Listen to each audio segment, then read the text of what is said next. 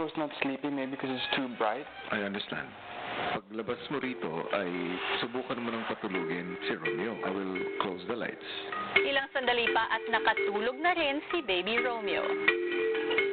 Pero sa paglalim ng gabi,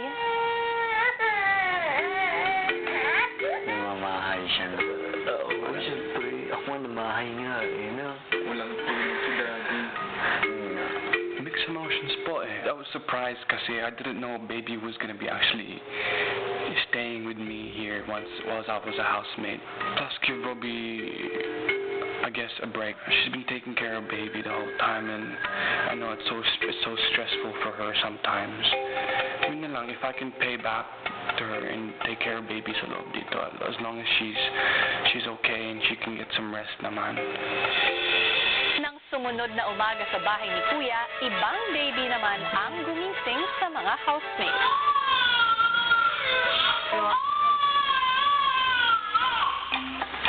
Morning. Morning, lads. At paglabas sa kanilang mga kwarto, Ito, taking bed. Oo, buti naman mo. Naman mo. Hindi pwede yan, oh, kasi may butas. Mulog si Baby. Ay, oo.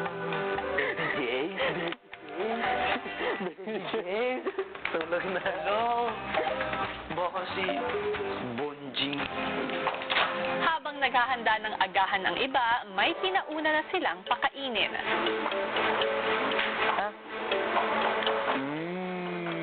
Sarap na.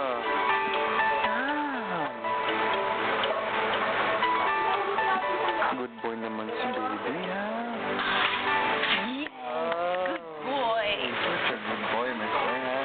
This will be such a nice memory to tell him Oo nga, eh. You know, you can rewatch it and see how hard work I did. Meron siyang memories ng bata siya.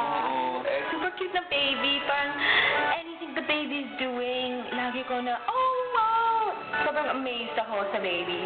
Samantala, dahil alam ni Kuya ang pangangailangan ni Baby Romeo sa kanyang ina, ay pinatawag niya si Mommy Robbie sa loob ng bahay. Napatawag ko na ang baby mo. Thank you po.